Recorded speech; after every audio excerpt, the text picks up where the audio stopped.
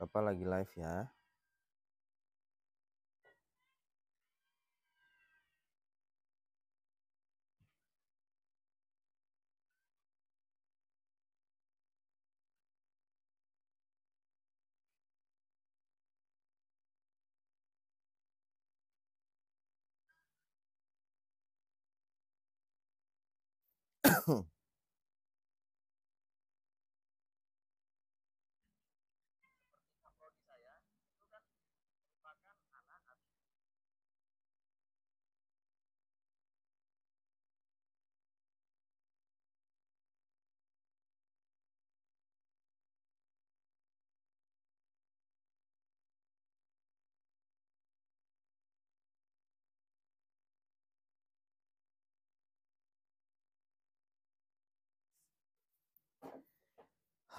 Oke, kita mulai ya.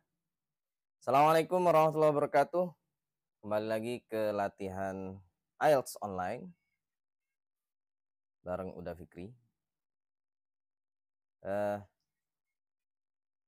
Mohon maaf ya, yang live streaming yang tadi pagi itu kepotong atau mendadak mati teman-teman. Nggak tahu ngehang ini laptop saya.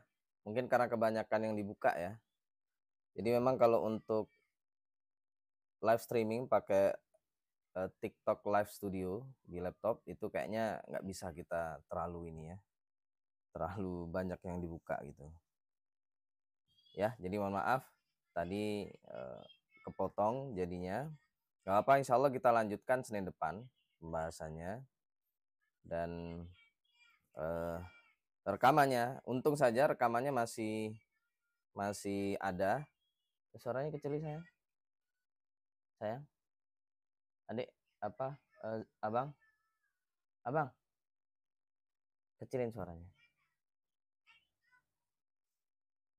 Ya, jadi untuk pembahasan riset penelitian insya Allah akan kita lanjutkan lagi Senin depan.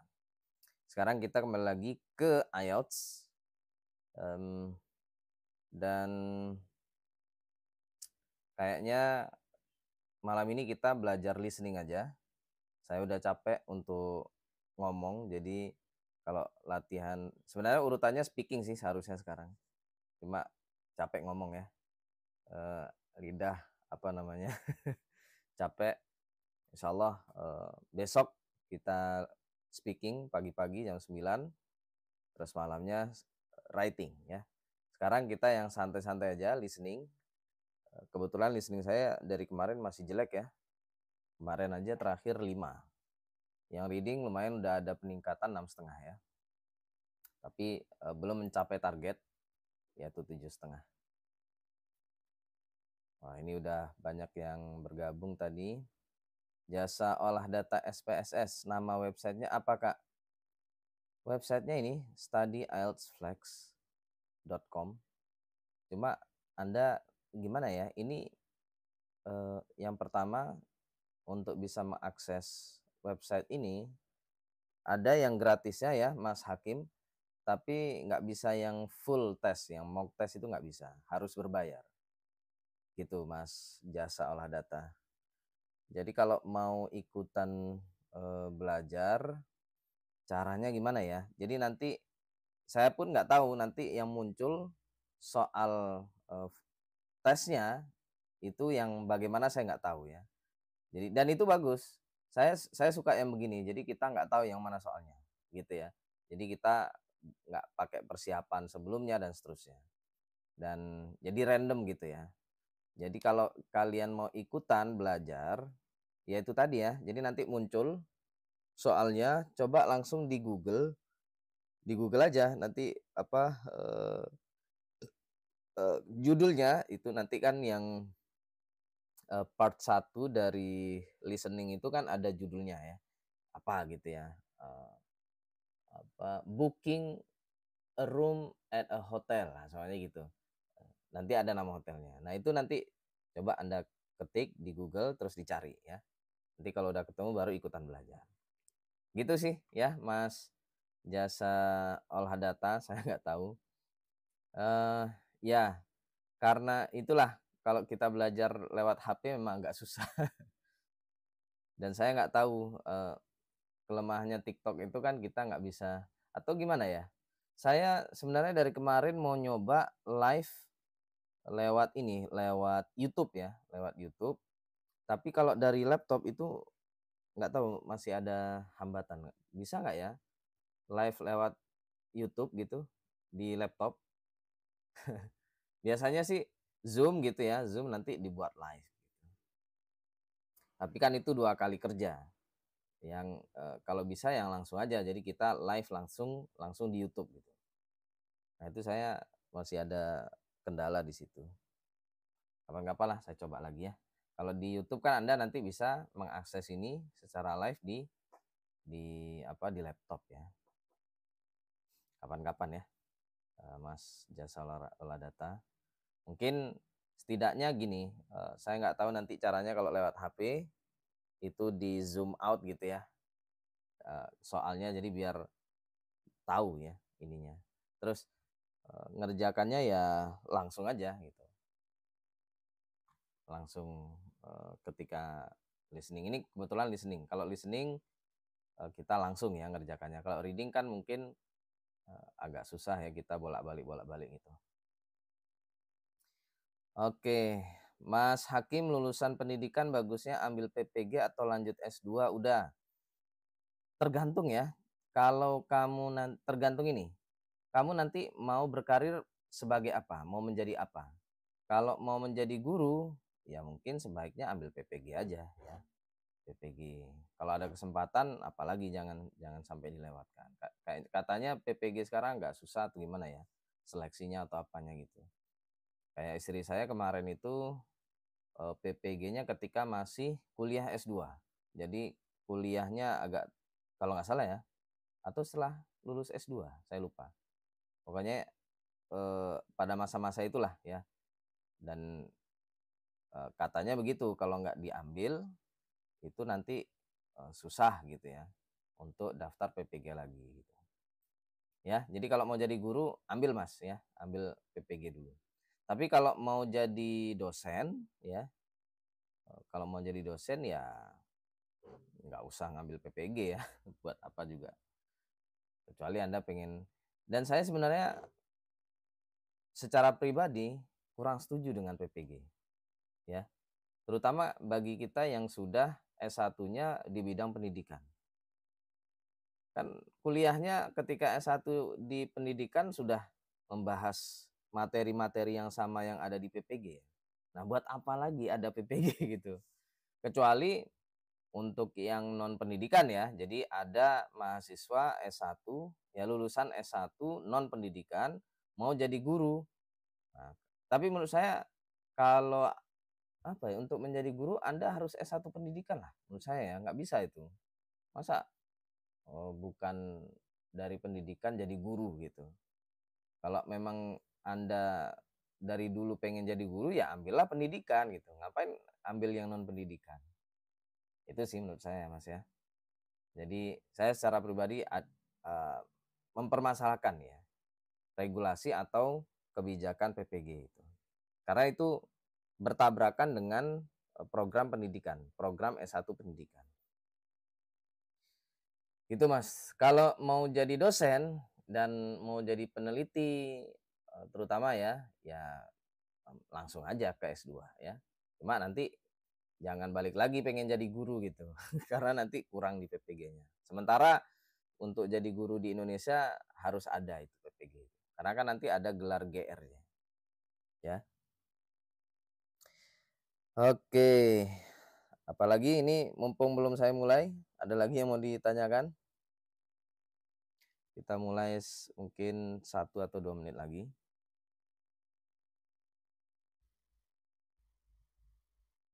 Pendidikan Biologi dan Bahasa Inggris PPG luar jabatan masuknya ke rombongan PGSD. Gimana maksudnya? Pendidikan Biologi dan Bahasa Inggris PPG luar jabatan masuknya ke rombongan PGSD. Saya nggak paham, Mas. Kalau PGSD ya PGSD. Ya, saya PGSD. Ya. Kalau pendidikan, kalau Anda mau jadi guru SD dan guru PAUD, itu kan Anda harusnya ngambil S1 PGSD atau apa itu? PG PAUD ya. Kalau yang di PAUD. Oh, nggak ada rombongan bahasa Inggrisnya. Nah, ini yang jadi masalah. Harusnya rombongan sendiri ya. Ya, diikutin aja, Mas. Saya nggak tahu secara peraturan gimana, secara mekanisme dan ininya. Disambungin ke PGSD. Di SD masalahnya nggak ada pelajaran bahasa Inggris loh. Secara kurikulum ya. Bahasa Inggris yang saya tahu ya di kurikulum yang sekarang, bahasa Inggris SD itu hanya jadi muatan lokal. Muatan lokal itu ya semacam ekstrakurikuler ya kalau nggak salah ya. Itu. Jadi itulah Mas ya, silakan di otak-atik lagi, dipertimbangkan apakah mau lanjut PGSD PPG atau lanjut S2 saja. Oke, kita mulai ya Mas Hakim dan teman-teman semuanya. Ya lagi-lagi itu karena mungkin kalau dari layar HP tulisannya kurang jelas. Jadi mungkin Anda harus ini teman-teman gimana ya, dicari soalnya di Google aja. Kalau beruntung itu Anda jadikan soal mengerjakan ya. Kalau kurang beruntung ya di ini aja. Gimana ya? Dijadikan latihan listening aja ya. Kalau mengerjakannya mungkin agak susah. Itu ya teman-teman ya. Dan ini sebenarnya saya yang latihan. Ini kan saya latihan dan saya ngajak teman-teman untuk ikutan latihan. Jadi saya nggak mengajar apa-apa di sini teman-teman. Ini sharing aja ya. Saya latihan karena mau tes dan ini bagus banget. Kenapa? Karena ini IELTS online ya. Jadi kalau kalian mau tes IELTS online ini bagus ya. Karena sudah bentuknya online dan computer based gitu. Kalau Anda mengambil IELTS yang offline nggak usah yang seperti ini. Nanti bisa kalau perlu saya akan rutin mengadakan bukan latihan lagi ya, tapi belajar IELTS gitu. Dan kemungkinan bukan IELTS online ya. Jadi nanti IELTS yang offline, yang paper base saja. Nah, kalau yang online susah nanti ya. Kan kita tampilannya udah beda ya. Kalau mau ya. Dan kalau saya ada waktu. Gitu teman-teman. Cukup ya untuk pertanyaannya dan pemanasannya. Kita mulai mengerjakan listening. Kolom komentar saya tutup.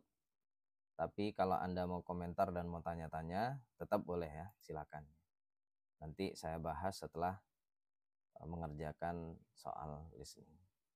Oke? Bismillah.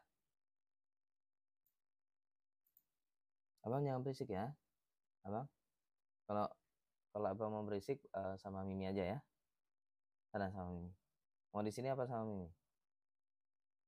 Di sini. Ya, jangan berisik ya. Oke, bismillahirrahmanirrahim. This recording is copyright. Test 10. In the IELTS test, you hear some recordings and you have to answer questions on them. You have time to read the instructions and questions and check your work. All recordings are played only once. Now turn to Section 1. Section 1. You will hear a conversation between an insurance broker and a client. First, you have some time to look at questions 1 to 5. Nah ini, bagi yang mau ikutan latihan, coba ini di Google ya. Di Google, terus kalau ketemu jadikan ini ya, soal untuk dibaca.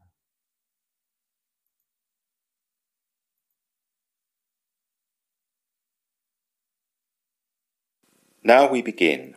You should answer the questions as you listen, as the recording is not played twice.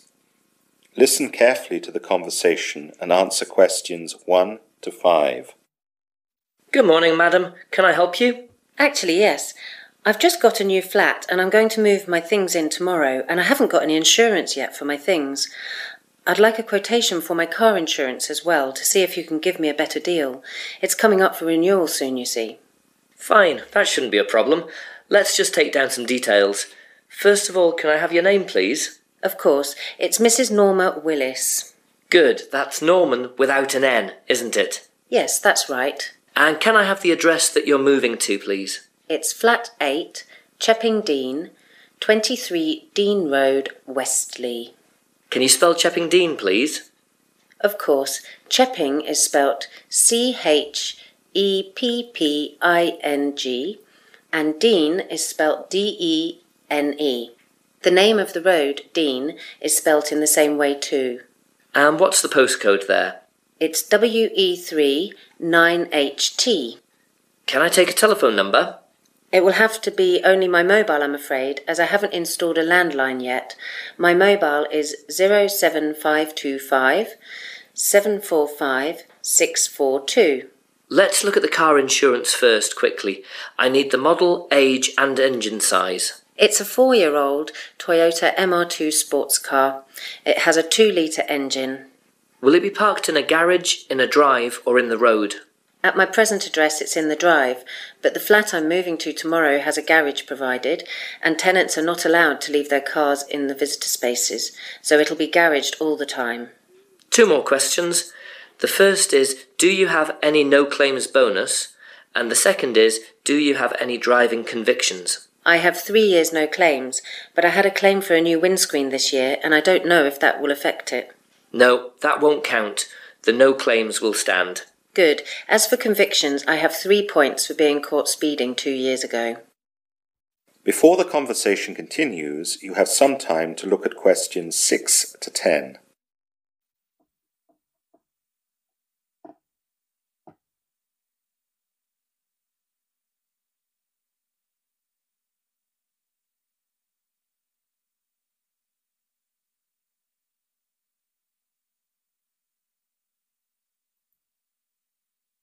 Now listen carefully and answer questions 6 to 10. Right, let's have a look at the household stuff now, while the computer is checking rates for the car. So, what kind of flat is it? It's a 2-bedroom flat. Have you bought the flat or are you renting? I'm just renting it. So you just need some household insurance for your possessions? That's right.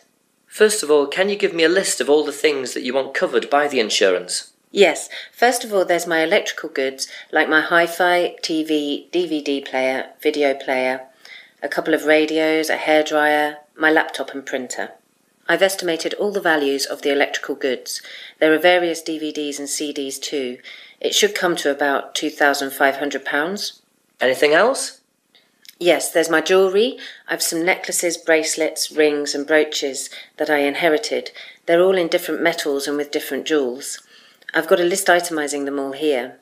I've also got a small strongbox which screws into a cupboard, so they're reasonably safe. Anything else? Well, just the usual kitchen stuff and clothes that I'd like to be included.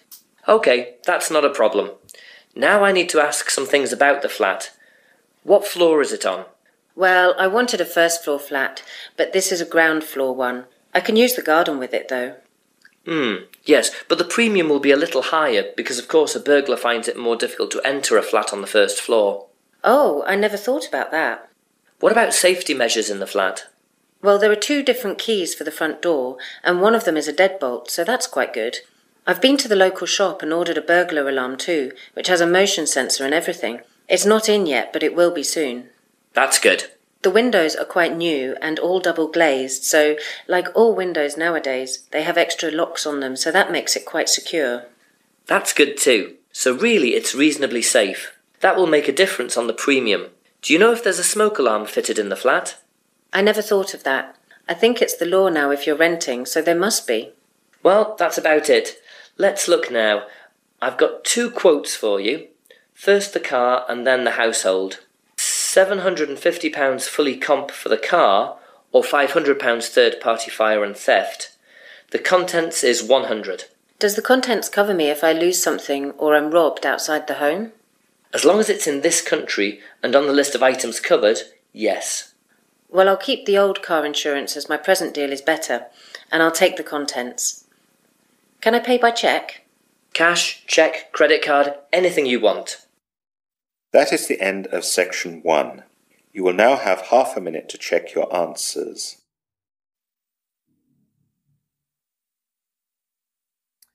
Oh, cepat banget ya. Ngomongnya nggak terlalu keras, tapi laptop udah ada di sini.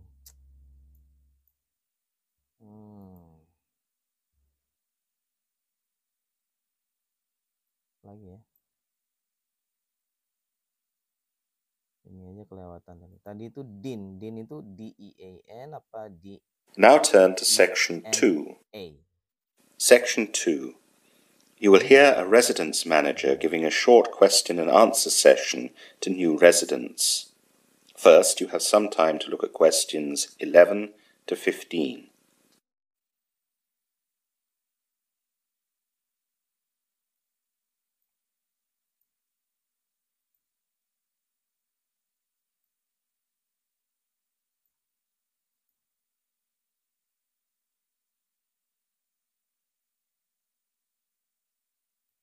Now listen carefully to the question and answer session and answer questions 11 to 15. Good evening, everyone. My name is Simon, and I'm the manager of this residence. Most of you here today are new in the town of Westley. Some of you are students at the uni, some have new jobs, and some have other reasons to be with us. When we have lots of new people staying with us, I do one of these little question and answer sessions so that I can help you settle in. So, let's get started straight away. Yes, over there. Hi, I'm Margaret. I'm a student here. I was wondering where I can do my laundry. It won't be long before this is an urgent thing for me. Here in the residence, we're planning a little laundrette beside reception, but this might take a little time to organise. In the meantime, there's a little laundrette down the road. It's in Queen's Avenue, the same street that the residence is in. You go about 500 metres up the road in the opposite direction to the town centre, and it's on the right. They have plenty of machines and dryers, and there's a lady there called Betty who does service washes. You just need to drop it off, and it will be laundered, dried and ironed the next day. It's a bit more expensive, of course, but good if you're lazy. Another question. Hi, my name's Joe. I've got a new job at the other end of the high street. I was wondering which the best bus was to go there. The best bus for the centre of town is the 38. That takes you straight to the square. If you work at the end of the high street though, that still leaves you with about a 10-minute walk. The 39 goes to the train station, which is very near the end of the high street, so that's your best bet probably. The 39 is good for coming home late at night as well, as the station buses go on later than the other buses. There's the 35 bus too, for getting to the high street, but it goes to the near end of the high street, and it's a good 20-minute walk after getting off. Anyone else? You there? I'm a student too. I'm new in the area and I have to register for my council tax. Do you know where I have to register? Yes, we get lots of people in your situation. You other students need to do this too. First of all, get the information sheet from the Students' Union, which has lots of guidelines on registering and the discounts you should get. The Students' Union is in Newbolt Street. I'm sure you know that. The actual putting your name on the list, though, should be done at the town hall, which is right next to the square. Some people are told that you can do it at the police station, but that's just the registration for non-UK nationals, not the council tax. You now have some time to look at questions 16 to 20. Candy.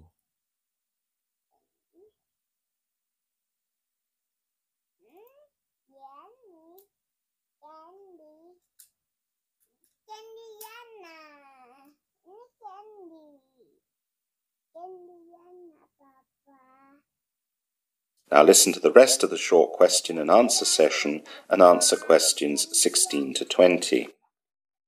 Any more questions? Come on, I'm sure you must have some more. Yes, I was wondering what we do in the case of a fire here at the residence. Well, the first thing to do is to raise the alarm by setting off the electric alarm system. Then, if the fire's not big, try and use the fire extinguishers that you'll find round the residence.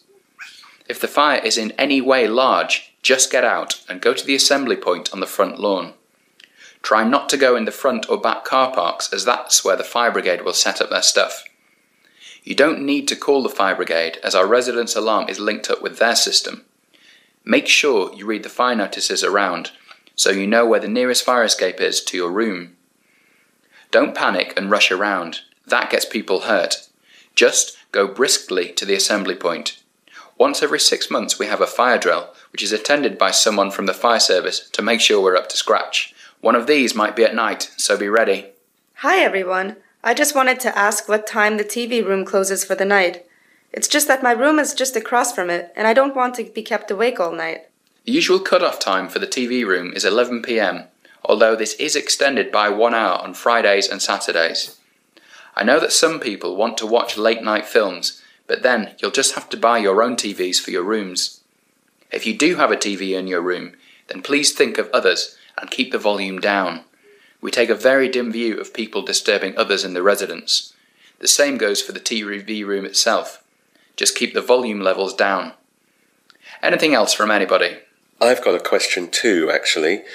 I've got a job that will get me back late in the evening and I won't be always able to eat. Are there any good places nearby that deliver food? The quick answer is yes, there are lots of places. There is an Indian nearby. Fish and chips is sold in a shop that is, funnily enough, run by a Chinese family. There is a good Thai restaurant, a Mexican and an Italian pizzeria.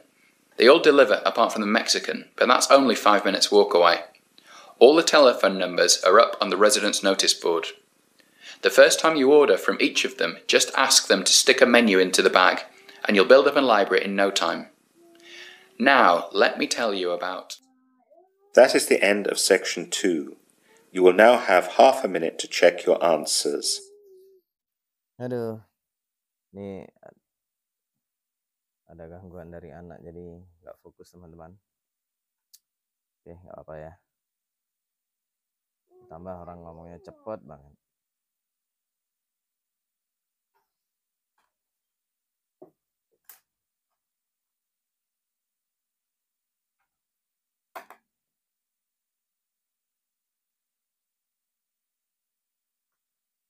Now turn to section 3. Section 3. You will hear 2 students discussing a seminar report. First, you have some time to look at questions 21 to 25.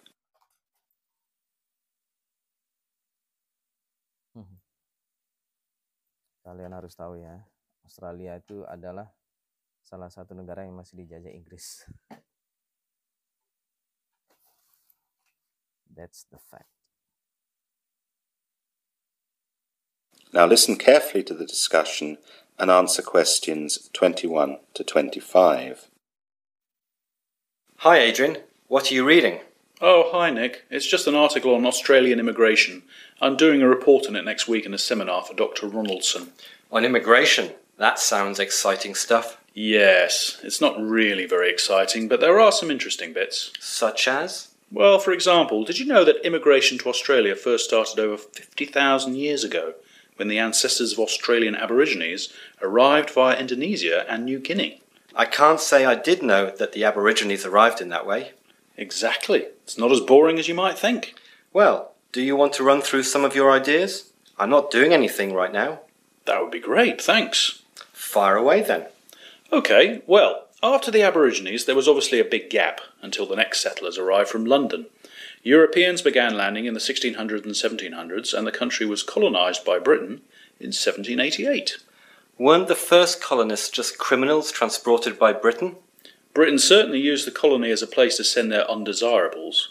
The first colony was formally proclaimed as New South Wales on February the 7th, and this European settlement certainly did begin with a troop of petty criminals, second-rate soldiers, and a crew of sailors. When did the other people start arriving?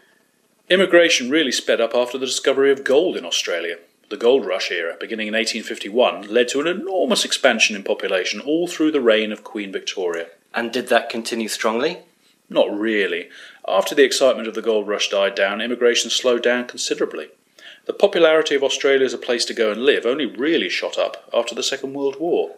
Didn't that cause problems as well? Yes, for a country that's well known today for its multicultural diversity and tolerance, Australia's had a checkered past. After the federation of all the Australian states, the White Australia policy was created to counteract flows of non-whites to Australia, and this policy became even more popular after the population push following the war. How did the policy come about? The origin of the policy can be traced back to the 1850s, when large numbers of Chinese immigrated to Australia to look for gold or to set up businesses such as restaurants. The Anglo-Australian population resented the Chinese, who were undercutting white labour prices. In response, the newly self-governing colonies introduced restrictions on Chinese immigration. By 1888, Chinese were excluded from all the Australian colonies, although those Chinese who were already in Australia were not deported. And how long did it go on for? The effective end of the White Australia policy is usually dated to 1973, when the Whitlam Labour government implemented a series of amendments preventing the enforcement of racial aspects of the immigration law. It had been fading for some years, though. Under the 1950 Colombo Plan, students from Asian countries were admitted to study at Australian universities. This trend continued when in 1957 non-whites with 15 years residence in Australia were allowed to become citizens. You now have some time to look at questions 26 to 30.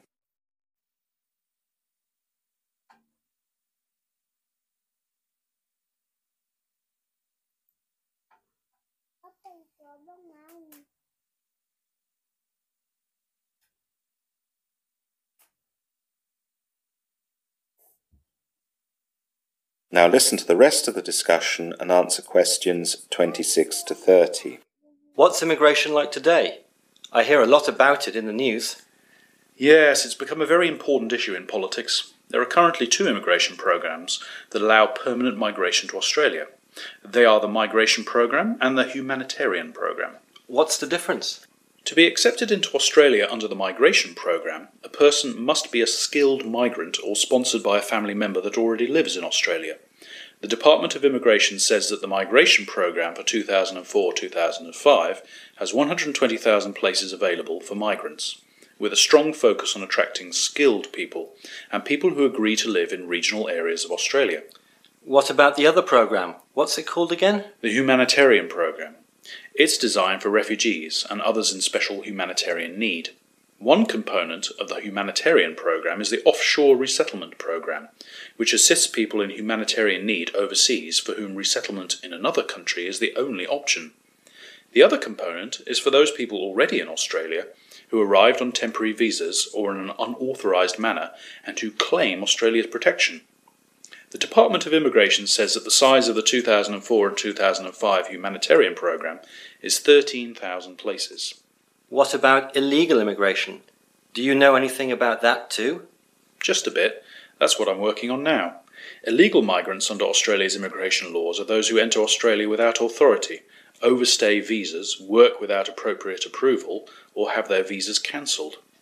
Australia's Migration Act in 1958 requires that all non-Australian citizens who are unlawfully in Australia be detained, and that unless they are given permission to remain in Australia, they must be deported as soon as is practical. Well, that sounds pretty good. I'm sure your presentation will be excellent. Thanks, I hope so. That is the end of section 3. You will now have half a minute to check your answers.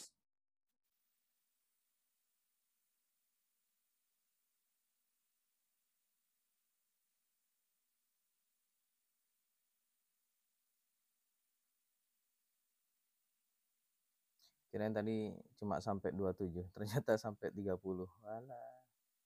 Yang ini kelewatan ini. Ya, taruh aja. Jadi yang ini saya ngarang bebas. Yang ini cepet banget ya, tapi saya dapat. Now turn to section 4. Section 4. You will hear part of an Earth Sciences lecture. First, you have some time to look at questions 31 to 36. Cuma ini aneh ya. Sekarang IELTS yang terbaru itu sampai 4 words ini, sampai 4 kata. Luar biasa. Tapi coba kita lihat ya. Apa harus ada jawaban yang sampai 4 kata apa enggak? Now listen carefully and answer questions 31 to 36. Good morning and welcome to this Earth Sciences lecture. We've been looking recently at such phenomena as earthquakes, tsunami, volcanic eruptions, and other natural occurrences. Today we're going to look at a lesser-known feature of the Earth, which is known as the supervolcano. As the name implies, this is a volcano of a much larger size than what we normally imagine a volcano to be. The term supervolcano has no specifically defined scientific meaning. It is used to refer to volcanoes that have generated Earth's largest volcanic eruptions. As such, a supervolcano would be one that has produced an exceedingly large, catastrophic explosive eruption and a giant caldera, a caldera being the gigantic crater that the eruption creates. Whereas normal volcanic craters are measured in the hundreds of meters, a caldera can easily be as large as 40 or 50 miles wide. Around the world, there are several volcanic areas that can be considered supervolcanoes, such as Long Valley in eastern California, Toba in Indonesia, and Lake Taupo in New Zealand. There are also other large calderas in Japan, Indonesia, Scotland, and Alaska. Not all the calderas are active, though. Normal volcanoes are formed by a column of magma, rising from deep within the earth, erupting on the surface, and hardening in layers down the sides. This forms the familiar cone-shaped mountain we associate with volcanoes. Supervolcanoes, however, begin life when magma rises from the Earth's mantle to create a boiling reservoir in the Earth's crust. This chamber increases to an enormous size, building up colossal pressure until it finally erupts.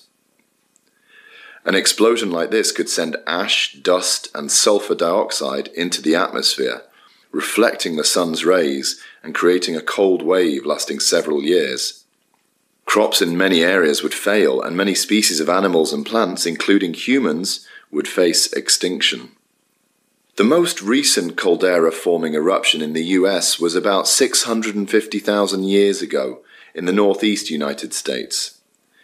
During that eruption, ground-hugging flows of hot volcanic ash, pumice, and gases swept across an area of more than 3,000 square miles. The eruption also shot a column of volcanic ash and gases high into Earth's stratosphere.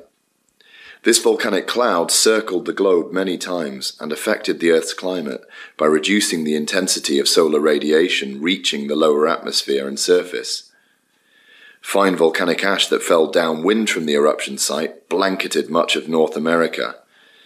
This ash layer is still preserved in deposits as far away as Iowa, where it is a few inches thick, and the Gulf of Mexico, where it is recognizable in drill cores from the seafloor. You now have some time to look at questions 37 to 40.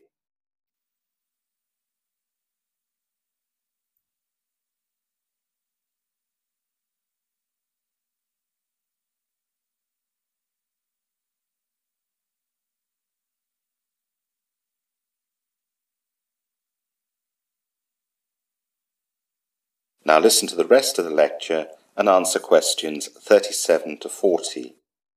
It is little known that lying under one of the United States' largest and most picturesque national parks, Yellowstone Park, is one of the largest supervolcanoes in the world. Volcanic activity began in the Yellowstone National Park region about 2 million years ago. Magma rising from deep within the Earth has produced 3 cataclysmic eruptions more powerful than any in the world's recorded history. The first caldera-forming eruption occurred about 2.1 million years ago. The eruptive blast removed so much magma from its subsurface storage reservoir that the ground above it collapsed into the magma chamber and left a caldera larger than the state of Rhode Island. The huge caldera measured as much as 50 miles long, 40 miles wide, and hundreds of meters deep, extending from outside Yellowstone National Park into the central area of the park. Scientists have revealed that Yellowstone Park has been on a regular eruption cycle of 600,000 years. The last eruption was 640,000 years ago, so the next is overdue. The next eruption could be 2,500 times the size of the 1980 Mount St. Helens eruption. Volcanologists have been tracking the movement of magma under the park and have calculated that in parts of Yellowstone the ground has risen over 0.7 of a metre this century. This means the magma is rising. Geologists have called for a task force to be set up to consider emergency management in the event of a massive volcanic eruption or supereruption. Experts say such an event would have a colossal impact on a global scale. The fallout from a supereruption could cause a volcanic winter, devastating global agriculture and causing mass starvation.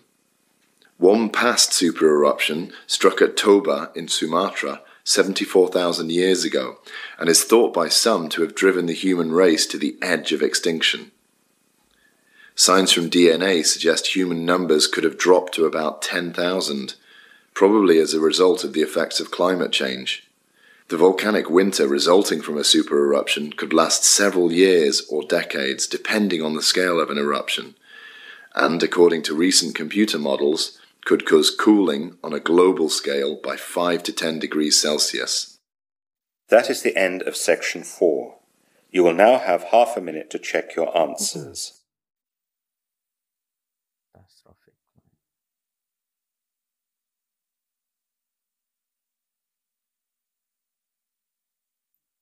Aduh, yang ini kelewatan tadi.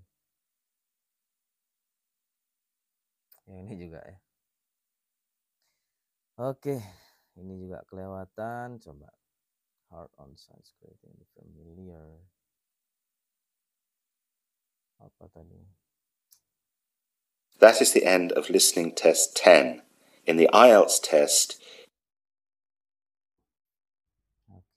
Magma column rises from Earth, erupts, and becomes hard on sites, creating the familiar. Apa? Active mountain mungkin ya.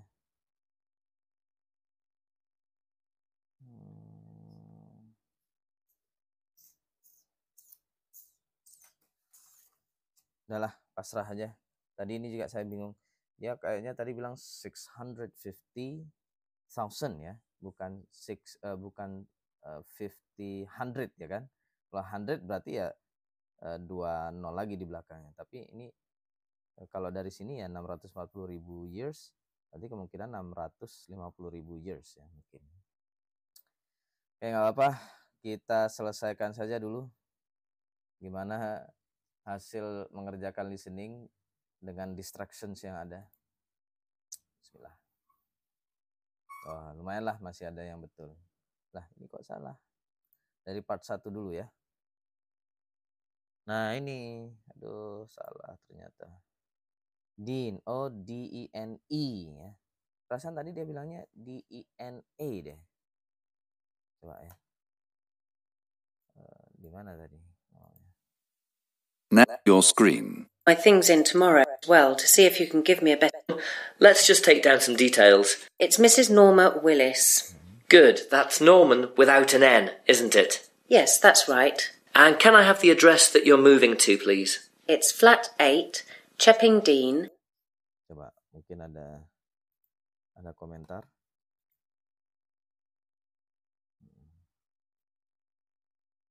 Banyak yang bergabung ya.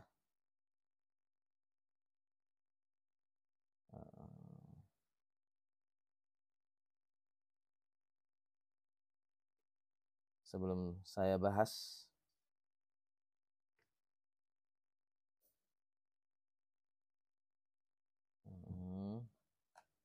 ada Palestine will be free.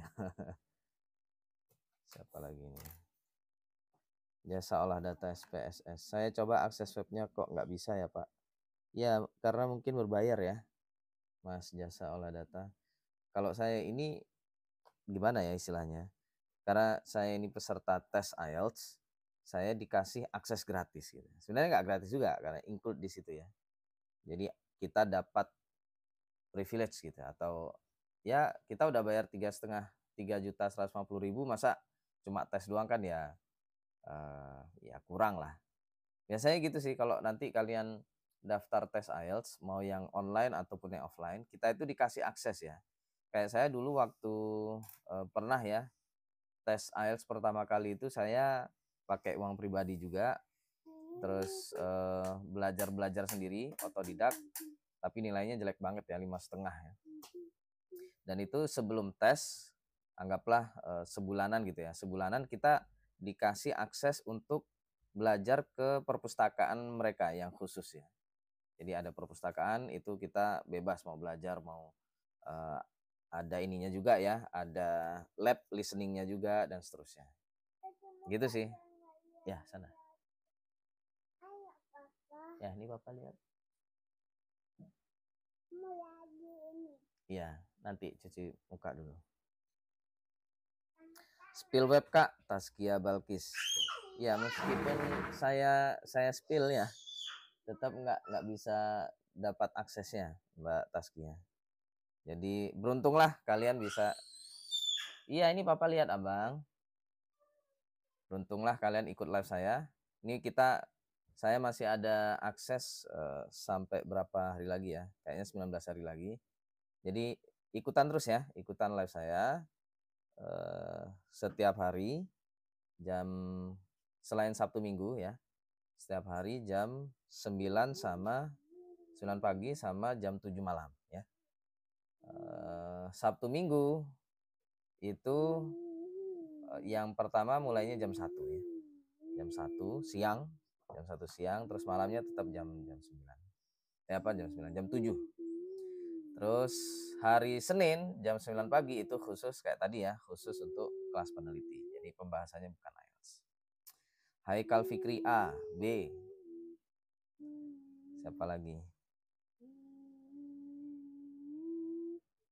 Ya, RZ Reze. Nama webnya apa Bang? Nama webnya ini ya. studyieltsflex.com. Ini nggak gratis Mas atau Mbak, harus berbayar ya. Dan ini khusus untuk latihan IELTS online. Kenapa kok dikasih akses ini? Karena kita kan online kan, pakai ini saya kebetulan nanti tesnya lewat laptop sendiri di rumah aja. Enaknya kalau IELTS online itu kita dari rumah boleh ya. Cuma laptopnya harus speknya sesuai ya, sesuai standar mereka. Terus nanti ada beberapa syarat-syarat ya. Di antaranya kita nggak boleh pakai ini mic mic Bluetooth nggak boleh ya. Jadi kemungkinan saya pakai mic laptop aja langsung. Lumayan kok pakai laptop, pakai speaker laptop itu udah lumayan bagus kayak tadi ya. Terus ruangannya nanti kan sebelum tes kita harus memperlihatkan ruangan. Terus ini kecepatan internetnya juga harus sesuai standar mereka. Gitu ya. Oke. Bentar ya, kita balik ke sini lagi teman-teman. Saya nggak yakin tadi dia bilangnya DENE apa, seingat saya dia bilangnya DENA. Coba kita lihat. 23 Dean Road, West. It's flat 8, Chepping Dean, 23 Dean Road, Westley. Can you spell Chepping Dean, please? Of course, Chepping is spelt CHEPPING, and Dean is spelt DENE. Ya kan, dia I-nya itu NE, ya gitu. Jadi setengah I, setengah E. Ya enggak? Coba dengerin lagi ya. Telinga saya lumayan peka ya. DENE. Nah, kan mirip-mirip E gitu ngomongnya. Tapi kalau E kayaknya nggak mungkin kan. Nanti Chepping Dena gitu jadinya kan kalau EA ya. Akhirnya saya kira E-nya sebelum N. Tapi udahlah, harusnya saya tulisnya DENE gitu ya. Dari kalau DEAN itu salah jelas ya. Ini jelas salah ini. Nah, ini tadi saya nggak kurang ini ya. Ternyata panjang. Oh, kode pos kalau ini diingat-ingat kalau di Australia kode posnya itu ada ini 1 2 3 4 5 6. Ada 6 karakter ya. 6 karakter itu terdiri dari huruf dan angka. Ini saya kelewatan. Coba. Ini kalau nggak punya background knowledge, kita nggak akan anticipating gitu ya. Kita kurang mengantisipasi ini nanti jumlah karakternya berapa. Ini kan saya salah ini. Dia bilangnya WI, coba. Cepat. Dan itu beruntun ya. Nggak ada jeda. Makanya kita harus fokus teman-teman. Kalau nggak fokus, wah kayak tadi ya. The name of the road, Dean, is spelt in the same way too. And what's the postcode there? It's W-E... Aduh, saya nggak lihat yang Dene ini, Dean Road ini ya. Seharusnya, salah saya. Harus ini jadi clue ya. The same with the road gitu. Tadi nggak dengar. E3 9HT. Can I take a telephone? Oh, nggak diulang lagi itu. Coba lagi. 9HT. Spelt in the same way too. And what's the postcode there? It's WE3 9HT. Ya, ini Can I take a telephone number? Karena masih kepikiran ini ya, si Chaping Dean ini, yang ini jadinya kelewatan. Terus yang nomor HP ini, aduh, salah di mana saya? 07525. Oh, saya tulisnya gimana? 07505. Seharusnya tuh ya. Coba kita dengerin lagi. It will have to be only my mobile, I'm afraid, as I haven't installed a landline yet. My mobile is 0... Latihannya di mana Bang? Latihannya di sini, studyieltsflex.com. Ini website berbayar Mas, ya. Jadi ya kalian hanya bisa lihat layar saya kalau kalian nggak mau bayar. Ya, terus cuci tangan, cuci mulut. Ini Bapak lihat. Bayar berapa Mas? Saya tertarik. Coba di ini aja Mas. Di apa? Iya, ini Bapak lihat. Diakses aja coba di Google ya, atau dibuka aja websitenya. Di situ ada tarifnya. Ini bukan punya saya. Ya, ini punyanya saya nggak tahu juga siapa yang punya. Mungkin punyanya British Council. Karena saya mau tes IELTS-nya di British Council. Itu di mukanya, muka sama mulutnya belum. Jangan kayak gitu. Balik lagi. Oke, kita lanjut ya. Sports car ini betul. Tadi langsung saya buru-buru ke bawah ya. 3 years ini alhamdulillah betul ya. Oh, boleh angka 3, boleh 3 pakai ini, pakai huruf. Oke, terus ke bawah. Wah, ini untung. Saya nggak yakin tadi DVD player itu. Ternyata betul. Nah, ini cepat banget ya. Hair dryer tadi saya kedengeran loh, hair dryer itu. Dan laptop itu udah disebut di bawah, jadi harusnya kan nggak usah ditulis. Hair dryer tulisannya juga saya, hair dryer boleh nggak ditulis nggak pakai strip ya? Apa harus pakai strip? Ya udahlah, rings betul ya. Coba tadi cepat banget dia ngomongnya. You now have some. Now answer the. Thank you infonya Mas, sama-sama. Hakumakuchi hidah semida. Ada lagi yang bertanya tadi? Ada ya. Kita lanjut ya. Questions on your screen. First of all, can you give me a list of all the things that you want covered by the insurance? Yes. First of all, there's my electrical goods, like my hi-fi, TV, DVD player, video player, a couple of radios, a hairdryer, my laptop and printer. Tadi hairdryer. My laptop and printer. Harusnya kan ada postnya lah. Kita kan bingung. Tiba-tiba kok udah ke laptop and printer. Kita lagi mikirin ini, udah keburu-buru ini dipertanyakan yang ini. Aduh, ya udahlah. Tapi lumayan lah, saya betul ya.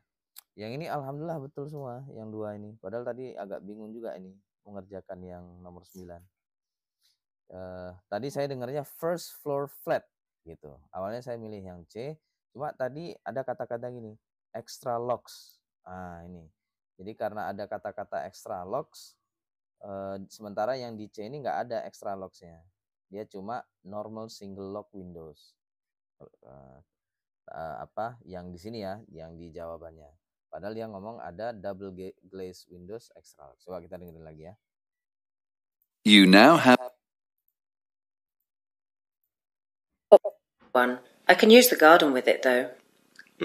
Yes, but the premium will be a little higher because, of course, a burglar finds it more difficult to enter a flat on the first floor. Oh, I never thought about that.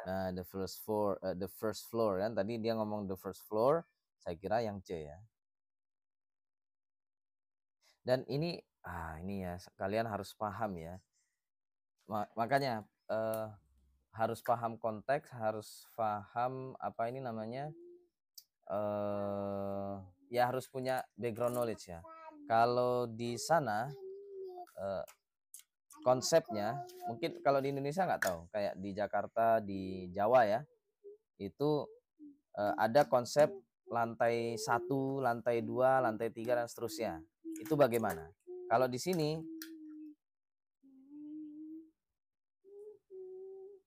apa Abang minum? Kalau di Inggris yang namanya flat atau apartemen. Jadi di sana itu apartemen itu disebutnya flat ya. Kalau di Amerika itu apartemen.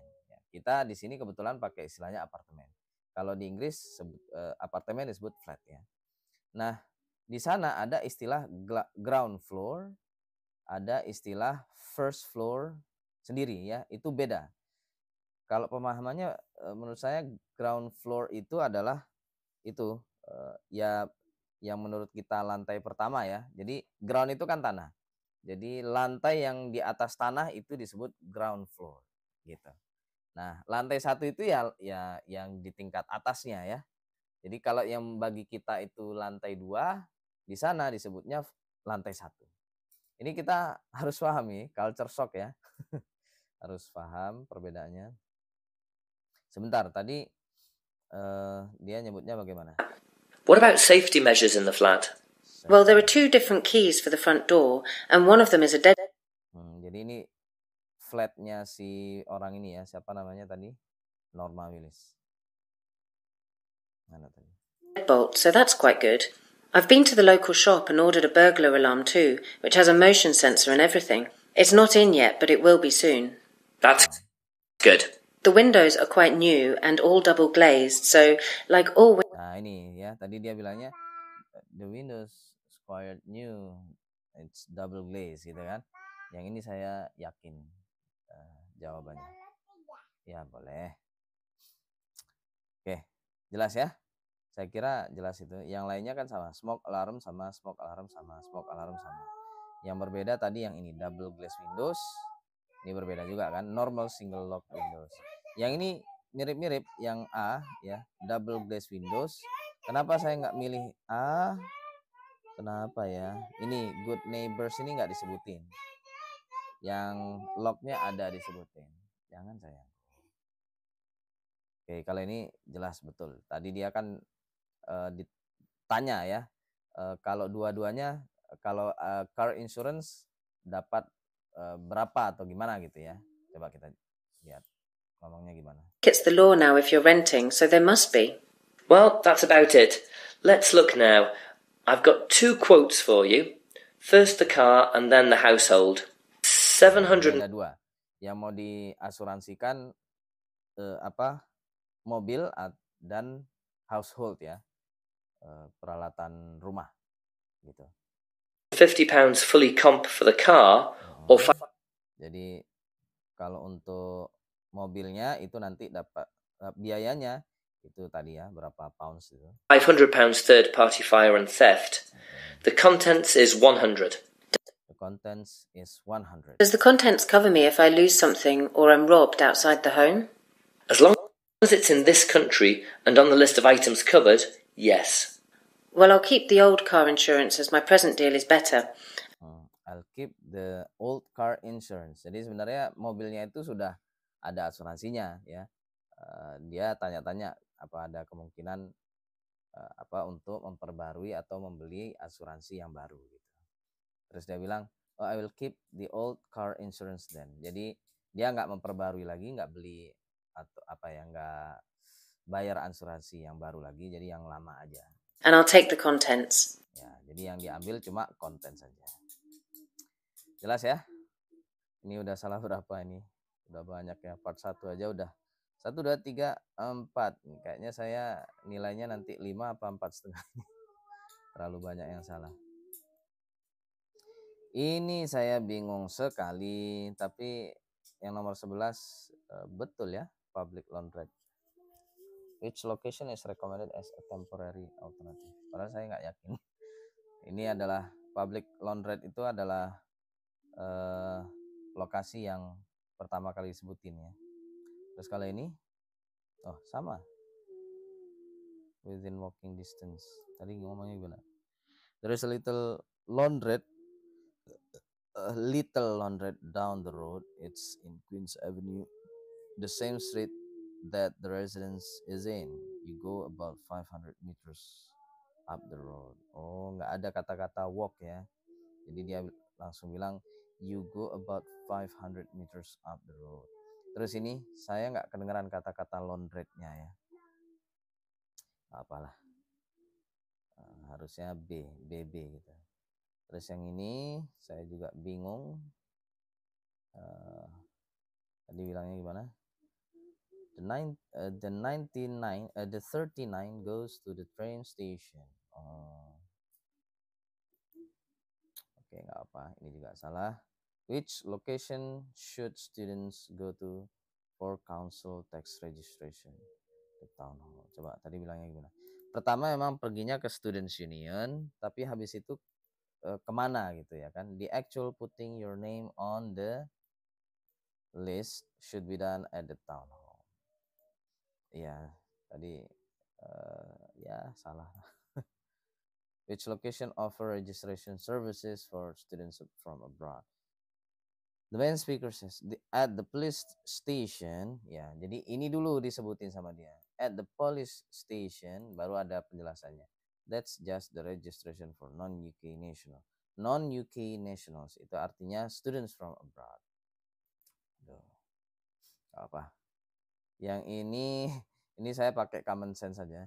Jadi kalau terjadi kebakaran, mahasiswa harusnya apa? Ya meninggalkan gedung lah. Tadi kurang dengar sebenarnya. Terus the most dangerous behavior. Ini satu orang siapa ini? Mas Hakim ya? Ada ngerjain nggak tadi? Ya. Ini the most dangerous behavior in a fire is not knowing where the fire exits are. Not keeping calm. Oh, tadi bilangnya ini sih, apa? Don't panic and rush around. Artinya ya don't panic itu ya not keeping calm. Oke. Ini sebenarnya pakai common sense bisa seharusnya ya. Don't panic itu artinya not keeping calm. Ya apa? Fire drills will take place. Oh ini at an unspecified time. Tadi saya dengarnya night ya. Day or night. Coba. Once every 6 months ini. Saya fokusnya di once every 6 months. We have a fire drill. One of these might be at night, so be ready. One of these might be at night. Oh artinya at a non-specified time. At a non-specified time. Students wish to watch late night films. Nah ini yang betul ya. Tadi saya juga pakai common sense saja.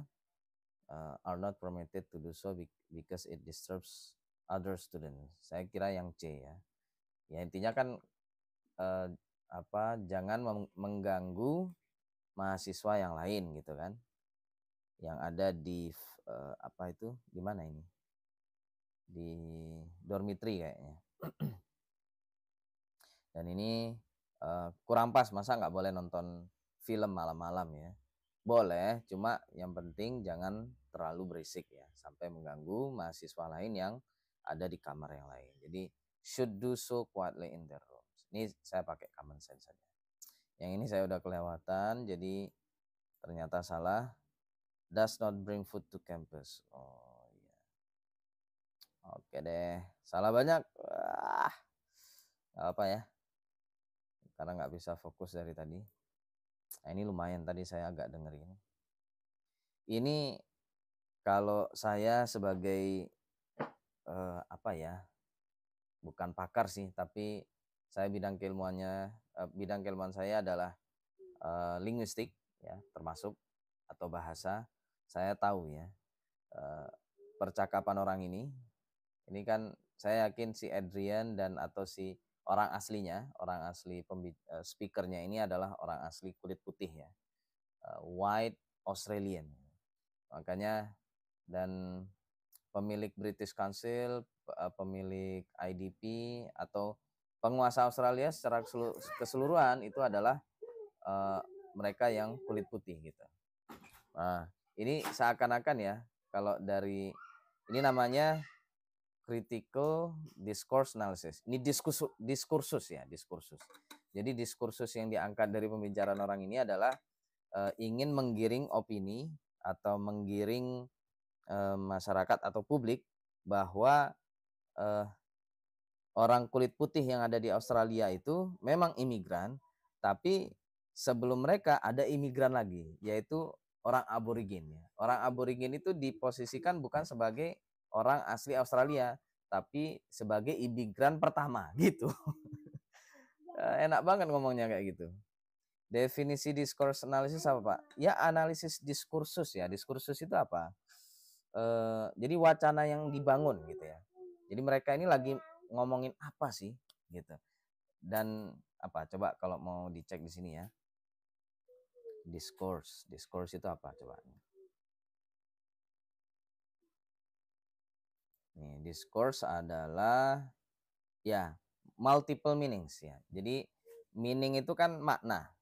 Ya, arti dari teks. Teks itu bisa macam-macam. Teks itu ya ucapan, tulisan, pokoknya segala sesuatu yang merupakan karya manusia itu teks ya. Gambar itu juga teks ya. Kalau dalam linguistik itu juga ya. Ini coba teks ya. Nah, ini text and discourse itu ini the main body text in linguistics study. Coba. Nah, ini sebentar. Is a unit of language that studies in context of human interaction and communication. Ya. Terus atau gimana ini? Text and discourse.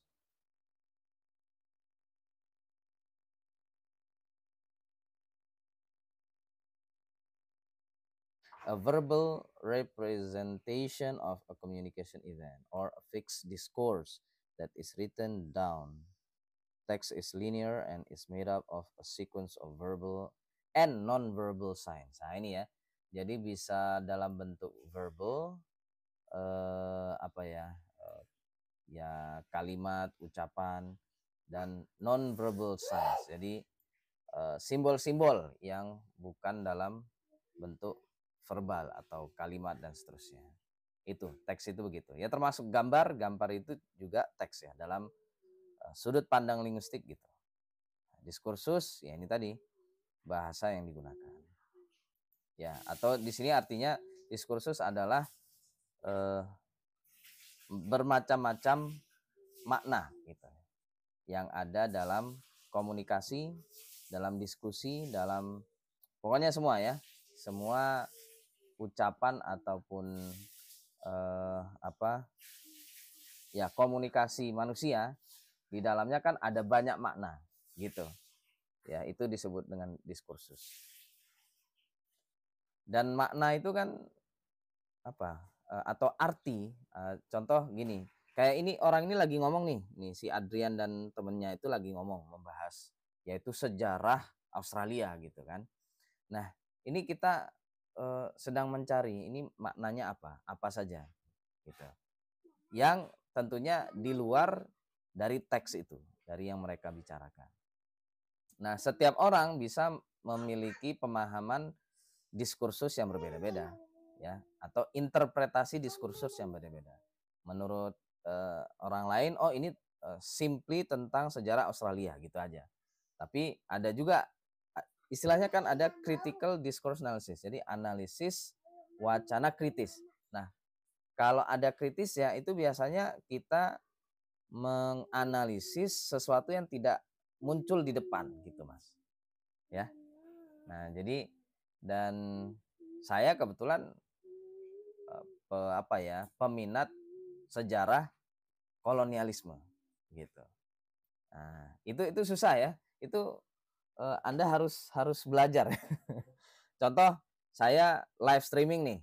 Coba kalau kalian bisa menganalisis diskursus ini ya atau makna yang ada di balik aktivitas saya live streaming ini kira-kira apa coba? Dan harus kritis. Kritis itu ya itu tadi, Anda bisa melihat sesuatu yang tidak terlihat gitu. Coba, kenapa kok saya live streaming IELTS coba? Nah, itu susah ya. Nah, silakan Anda pikirkan. Kayak siapa ini, kalau baru aja saya lihat postingan itu, si wakil presiden kita, Mas Gibran, itu membuat postingan laporan aduan masyarakat langsung kepada Wapres. Nah, itu kalau Anda menggunakan paradigma CDA atau Critical Discourse Analysis, itu kira-kira bagaimana? Apa makna dibalik siapa ini Mas Gibran membuat itu ya postingan ya. Pertama membuat postingannya dulu. Nah, itu pertama. Terus yang kedua, kenapa dia membuat program laporan aduan masyarakat, itu yang kedua. Terus yang ketiga, bagaimana proses laporan aduan masyarakat itu berjalan. Nah, kayak gitu nanti ya. Banyak itu diantara analisis diskursus itu kayak gitu. Kalau ini tadi udah saya bocorin ya, pemahaman atau analisis diskursus kritis yang saya lakukan. Yaitu ini tadi ya, dia mengatakan aborigin itu bukanlah orang asli Afrika, orang asli Australia, tapi imigran Australia pertama. Nah, itu yang ini apa ya? Ini namanya apa ya? Saya lupa di linguistik itu apa? Kayak ini, kayak naratif, narasi namanya. Jadi kayak Israel ketika menyerang Gaza, Palestina, media-media Barat itu menyebutkannya seperti apa coba? Kalian mengikuti nggak? Kalau saya selalu mengikuti ya, karena saya ngefollow medsos dari media-media itu ya Barat ya, kayak CNN, kayak BBC, terus VOA, Voice of America, The Telegraph, Guardian, The Washington Post, terus The New York Post, itu saya ikuti semua itu. Ya, dan saya menggunakan CDA, Critical Discourse Analysis ya. Dan kesimpulan saya apa? Media-media Barat yang merupakan pendukung Israel dan juga ya kayaknya sih yang disponsori oleh Israel dan juga maksudnya didanai ya. Jadi mereka ini kan punyanya orang Israel dan juga punyanya para pendukung Israel, yaitu para Zionis Amerika. Nah, itu ketika mereka membangun narasi tentang Israel dan perang di ini, ya teorinya Verclav, mereka selalu mengatakan, oh ini adalah self defense. Nah, paham nggak dari sini? Self defense itu artinya apa? Mempertahankan diri. Jadi Israel menyerang Gaza atau Palestina dan sekarang Lebanon dan mau menyerang Iran itu menggunakan narasi apa? Self defense. Artinya apa? Membela diri. Kalian setuju nggak dengan narasi itu? Nah, kayak gitu ya. Kalau menggunakan CDA, Anda akan berpikir ulang. Setuju nggak dengan narasi yang dibangun oleh mereka? Sama kayak gini. Dan di dalamnya ada ideologi-ideologi ya. Jadi itu ideologi Zionis di dalamnya. Yaitu mereka ideologi Zionisme itu kan mengatakan Israel adalah tanah milik orang Yahudi. Nah, gitu ideologinya. Maka mau bagaimanapun itu akan dipertahankan. Tidak boleh ada narasi bahwa tanah yang diduduki Israel itu adalah milik Palestina, nggak boleh. Dan itu dilakukan ya. Membangun narasi, membangun propaganda itu juga ada ya. Nah, itu yang namanya CDA ya, Mas.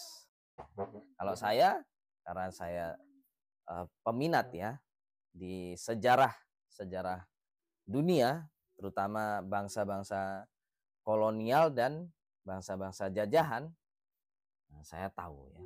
Jadi saya tahu kelicikan orang kulit putih Australia ini, yaitu membangun narasi bahwa mereka itu memang imigran ya, orang kulit putih Australia itu imigran yang bukan asli Australia, tapi dibangunlah narasi bahwa orang aborigin ya, orang kulit hitam yang ada di Australia itu bukan orang asli Australia juga. Itu sama kayak Israel, itu sama. Ya, mirip-mirip itu udah. Mereka membangun narasi dan membangun logika publik itu seperti itu. Nah, jadi tidak ada yang disebut dengan pribumi, itu nggak ada buat mereka, para penjajah ini. Yang ada adalah semua imigran gitu. Semua adalah imigran, tinggal siapa imigran yang pertama gitu. Nah, itu ya, itu pemahaman saya, teman-teman. Makanya tadi saya sempat begini. Kalau sejarahnya yang saya tahu, orang-orang kulit putih Australia itu sebenarnya para kriminal ya. Coba nanti kalian Google aja. Jadi orang kulit putih yang ke Australia itu siapa sih sebenarnya? Dan kalau kalian baca ya, orang kulit putih yang pergi ke yang dikirim, atau sebenarnya begini, yang saya ingat ya, dulu Inggris itu kan kecil ya, Inggris itu sampai kapanpun kecil memang ya, kepulauan kecil gitu. Nah, mereka itu pada waktu itu mengalami krisis ini, krisis kriminalitas atau gimana ya. Jadi kriminalitas itu sangat tinggi sekali dan banyak penjahat-penjahat gitu ya yang ditangkap dan dimasukkan penjara. Nah, penjara-penjara yang ada di Inggris pada saat itu udah nggak cukup gitu loh. Nah, daripada menuhin penjara yang ada di Inggris, maka ini ya tawanan-tawanan, bukan tawanan, apa namanya? Istilahnya apa? Betul ya, tawanan ya.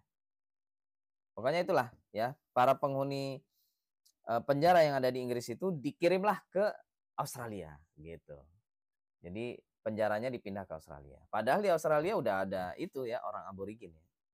Sama kayak di Indonesia, sama kayak di Amerika juga ya. Amerika sama Australia itu sedih ya sebenarnya. Amerika, Kanada, Inggris, Australia itu adalah negara-negara yang masih dijajah sampai detik ini. Karena orang aslinya tidak menguasai tanah tersebut ya, tanah milik mereka. Kalau di Australia ada aborigin, kalau di Kanada, Amerika Serikat, dan keseluruhan ya benua Amerika itu termasuk di Amerika Latin ya, Brazil dan seterusnya. Itu kan pribumi aslinya sebenarnya orang Native American ya, atau biasanya disebut Indian itu. Nah, itu sampai detik ini masih dijajah sama orang kulit putih. Ya, gitu teman-teman. Wah, panjang kalau mau disebut. Intinya gitu ya. Jadi narasinya dibuat seperti ini. Siapa imigran pertama Australia? Bukan siapa orang asli Australia. Harusnya kan siapa orang asli Australia gitu. Tapi enggak, ini mereka membangun narasi agar mereka tidak terlalu disalahkan ya sebagai penjajah Australia. Padahal mereka penjajah. Aduh, gitu ya teman-teman ya. Ini mudah-mudahan kedutaan besar Australia nggak nonton. Kalau nggak, saya nggak bisa kuliah S3 di sana.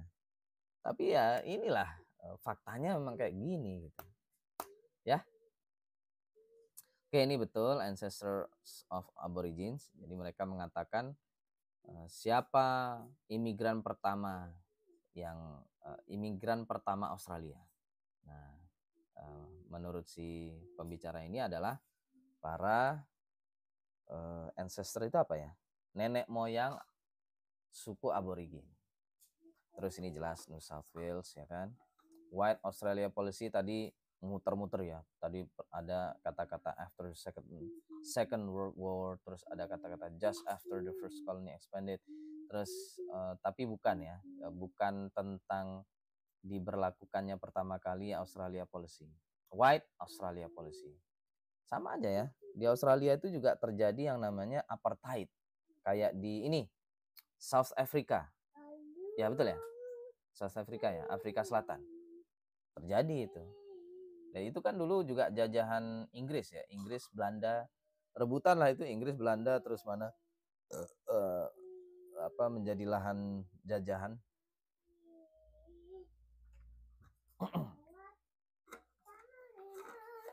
Di Amerika juga ada itu kan, sejarah perbudakan orang kulit hitam kan, orang kulit hitam dijadikan budak sama mereka.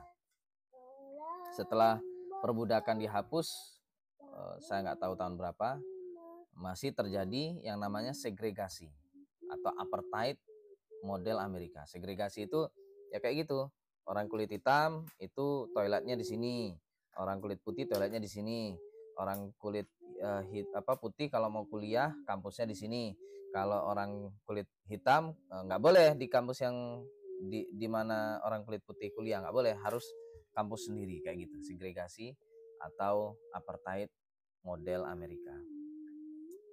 Terus biasanya kayak gitu ya, black people and dogs are not allowed gitu. Jadi orang kulit hitam dan anjing dilarang masuk. Kan kurang ajar itu ya. Terus kalau kita bilang mereka itu orang kulit putih, itu kita yang dibilang rasis. Padahal mereka sejarahnya itu adalah orang yang paling rasis di dunia ini. Termasuk itu orang Israel itu ya. Merasa kaum pilihan Tuhan. Itu kan rasis itu. Itu rasis dan apa istilahnya? Bukan feodalisme, apa itu namanya? Fasisme ya. Fasisme itu adalah paham di mana orang ya mengagung-agungkan rasnya, sukunya, keluarganya, darahnya, gitu-gitu ya. Kalau Anda merasa sebagai orang yang lebih tinggi daripada orang lain, itu fasisme. Gitu ya teman-teman ya. Wah, alhamdulillah ini betul semua ya. Yang ini saya kelewatan. Skill betul. Ini kok salah, padahal udah betul. Offshore. Oh, ada programnya. Offshore-nya betul, resettlement-nya betul. Makanya tadi dia bilangnya sampai 4 itu ya. No more than 4 words. Ini jadi orang pusing jadinya kalau ada sampai 4 kata. Kan kepanjangan jadinya. Oh, program itu harus ditulis ya. Program ini juga harus diingat ya. Program kalau di British English, Australian English itu ini M-nya 2 pakai E, program. Ini memang saya kelewatan ini. 13,000 places, 13.000. Aduh, ini kenapa salah?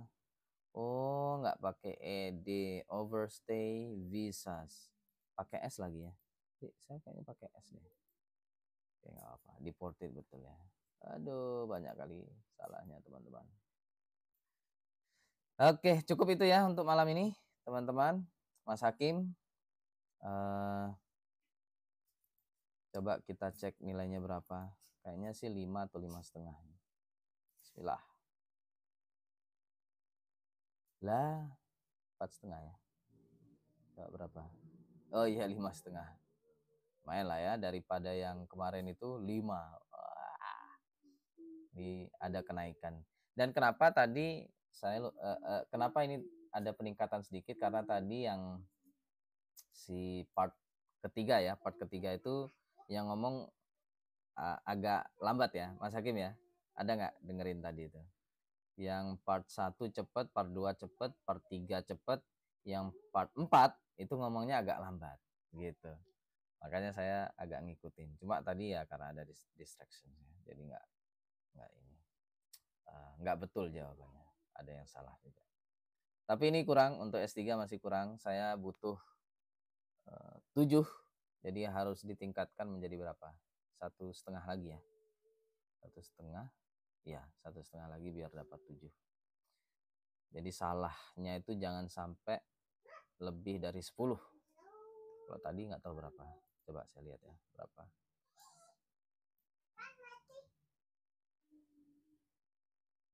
Satu, dua, tiga. Ya, salahnya 1, 2, 3, 4.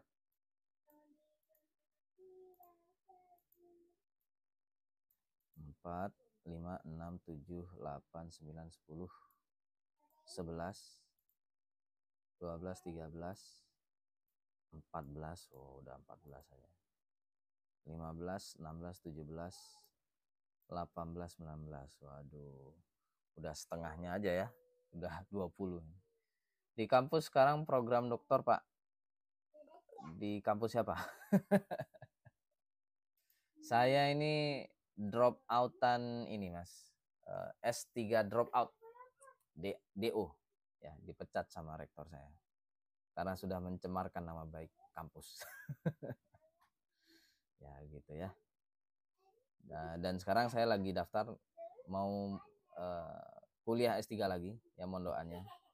Ini nyoba beasiswa lagi. Kayaknya AAS sudah mulai dibuka lagi ya.